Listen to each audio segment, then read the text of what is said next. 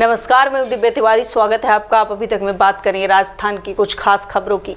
CM Ashok Gehlot ने विधानसभा पहुंच चुके हैं। उनके साथ वित्त विभाग के अधिकारी भी मौजूद हैं। गहलोत के विधानसभा पहुंचने के बाद मंत्री और विधायकों ने उनका जमकर स्वागत किया।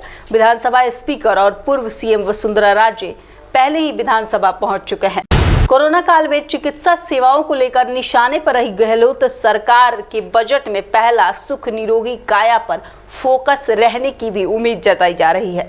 सीएम हेल्थ सेक्टर के लिए बजट बढ़ा सकते हैं। प्रदेश के 15 मेडिकल कॉलेजों की लागत 5000 करोड़ आकी गई है। राजस्थान में कोरोना के कारण टीकाकरण का काम भी बड़े स्तर पर किया जाना है।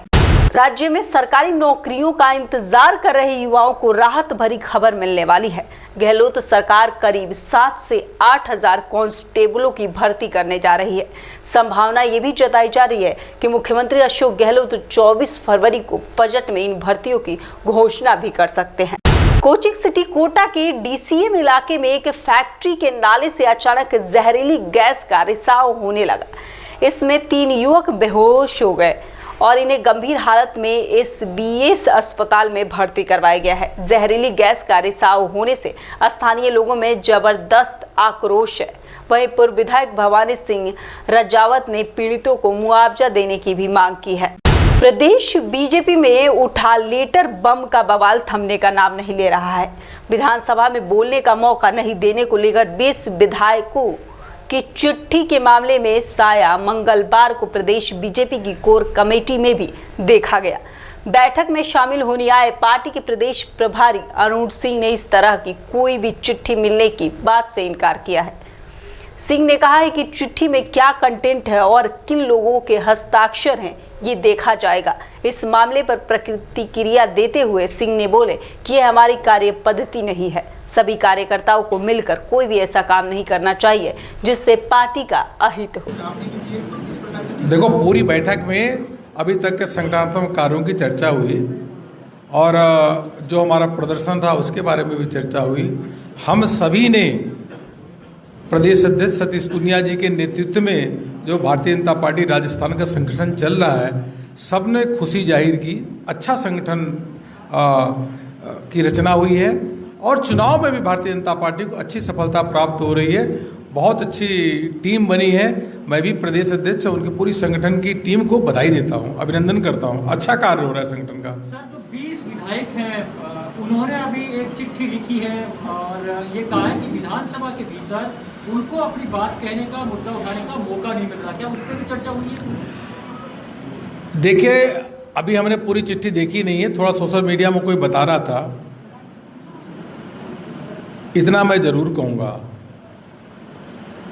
कि सभी पार्टी के कार्यकर्ताओं को मिल करके कोई भी ऐसा काम नहीं करना चाहिए जिससे पार्टी का हित हो। सबको मिल करके एक ही काम करना चाहिए कि पार्टी को आगे बढ़ाए। सबका साथ, सबका विकास, सबका विश्वास, ये जो पार्टी का मूल मंत्र है उसके आधार पे काम करें। और अगर ऐसी कोई बात हो तो ज़रूर बात करेंगे। चिट्ठी आप तक पहुंची होगी क्योंकि अध्यक्ष जी को लिखी गई है, राष्ट्रीय अध्यक्ष जी को लिखी है और प्रदेश अध्यक्ष को लिखी है। नहीं, चिट्ठी मुझको तो नहीं मिली है और चिट्ठी में कंटेंट क्या है ये भी नहीं मालूम है। लेकिन मुझको नहीं लगता कि चिट्ठी में किसी के खिलाफ कोई बात होगी। लेकिन फिर भी यह हमारी कार्य पद्धति नहीं है।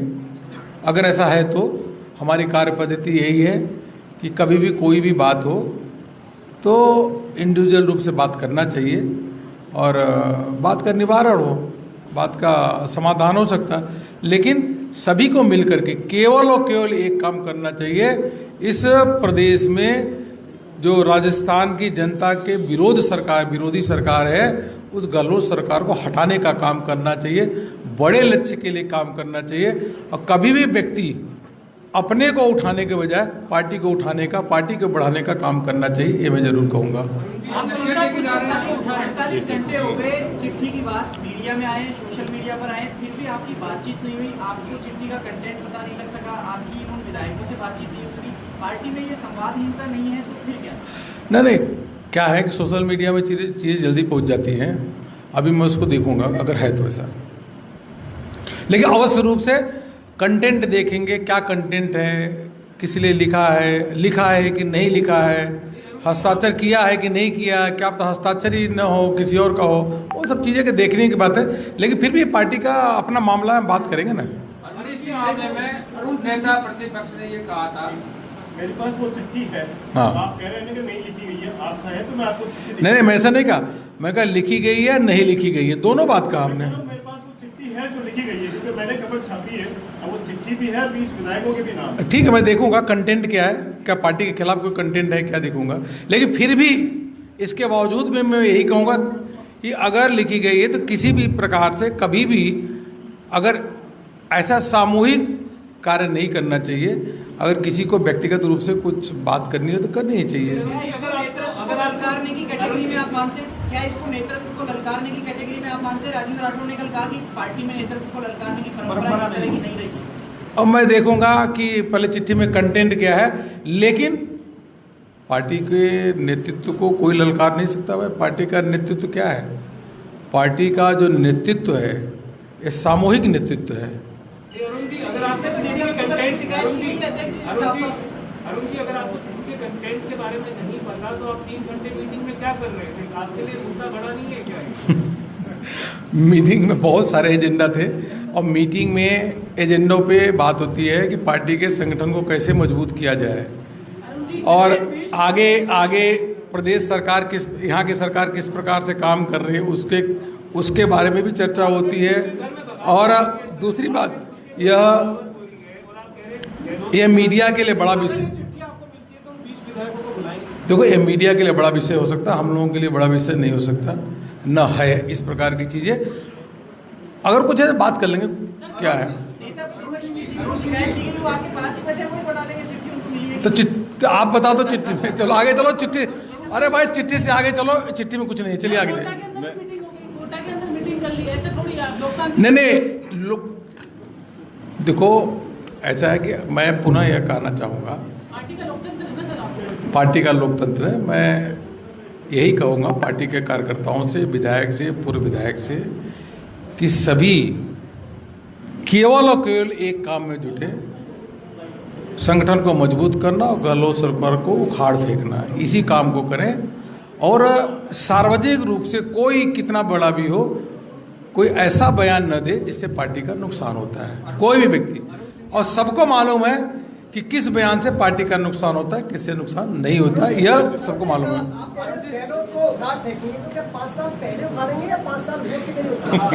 अब वो आपका मदद लेकर के जरूर कुछ न कुछ करेंगे। पिछले कई दिनों से देखने में आ रहा है कि पार्टी की गुटबाजी की पूरी खबरें आ रही है, खबरें नहीं आ रही, विद प्रूफ सारा काम हो रहा है। अभी कोर कमेटी की बैठक थी, दोनों ग्रुप आपके साथ मिल गए। अब मुझको लगता उपनेता प्रतिपक्ष ने यहाँ तक कहा था कि कल हम कोर ग्रुप की बैठक में इस पर चर्चा करेंगे। तो सबकी निगाहें, कार्यकर्ताओं की निगाहें रहती है कि किस गुट में जाए, कहाँ फायदा मिलेगा। मुझको लगता है कि अभी यहाँ पे गुट बनाने का काम जो है आप लोगों के द्वारा, मीडिया के द्वारा हो रहा है। हमारा एक ही गुट है, वो भारतीय जनता पार्टी, एक ही दल, एक ही गुट, भारतीय जनता पार्टी। फिर आप नसीहत किस बात की दे रहे हो? संगठन आगे बढ़ रहा है, ये मीडिया पे क्यों डाल? अरे भाई इतनी बड़ी पार्टी है, कभी कोई प्लस माइनस थोड़ा बहुत गलती करता है, उसको बुलाएंगे, समझाएंगे, उसको जरूरत होगी तो डांटेंगे भी। सारा काम आप ही करवा लो। तमाम चीजों का फीडबैक आपने ले लिया था, लेकिन आप मीडिया में बोल नहीं रहे। आने वाले 4 सीटों के उपचुनाव पर आपको लगता है कि इस प्रकार की गुटबाजी, इस प्रकार की खेमेबाजी, बयानबाजी का असर बीजेपी के लिए नकारात्मक पड़ेगा? और पड़ेगा तो उसमें सुधार के लिए आपने कोई दिशा निर्देश दिए होंगे, वो बता दीजिए। नहीं, भारतीय जनता पार्टी में ये बताइए कि सभी नेता बैठ के चर्चा कर रहे हैं, 3-3 घंटे चर्चा कर रहे हैं, तो गुट कहाँ से है? एक ही पार्टी है, एक ही दल है, एक ही गुट है, उसका नाम है भारतीय जनता पार्टी और कुछ है ही नहीं। भारतीय जनता पार्टी ही गुट है, भारतीय जनता पार्टी ही दल है, सब कुछ एक ही है, तो इसमें कहाँ से अलग अलग की बात है? सर 8 मार्च को पूर्व सीएम है वो एक धार्मिक यात्रा शुरू कर रही है, ये क्या पार्टी का कार्यक्रम होगा या उनका खुद का कार्यक्रम होगा? पार्टी की निगाह में उन्होंने डाला होगा? अगर आप सामूहिकता की बात कर रहे हैं तो मुझको ऐसी जानकारी नहीं कि कोई धार्मिक यात्रा शुरू हो रही है। ये तो साधु संत ऐसा काम करते हैं, अब मुझको मालूम नहीं पूरी बात। देश की राजनीति से आप आए हो तो आप सब चीजें बीमारी हो तो ये पता रखनी पड़ेगी आपको। थैंक यू, धन्यवाद आप लोगों का। नहीं मुझे राजस्थान की कुछ खास खबरों में फिलहाल इतना ही। फिर मुलाकात होगी कुछ नई ताज़ी खबरों के साथ। तब तक के लिए नमस्कार।